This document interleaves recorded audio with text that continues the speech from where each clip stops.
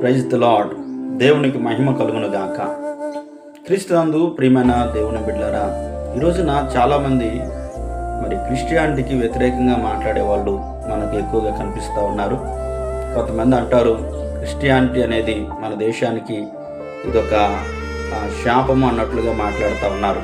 కానీ ప్రియమైన వాళ్ళరా, క్రైస్తవుడు లోకానికి వెలుగని దేవుని వాక్యం తెలియపరుస్తూ ఉంది.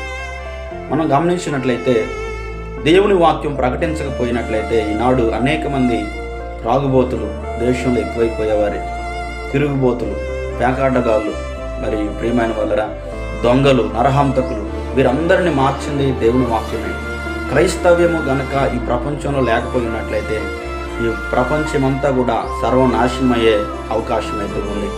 క్రైస్తవుడు దేవుని వాక్యాన్ని చేతపట్టుకొని దేవుని వాక్యాన్ని సమాజంలో ప్రకటించబట్టి అనేక మంది రక్షించబడ్డారు.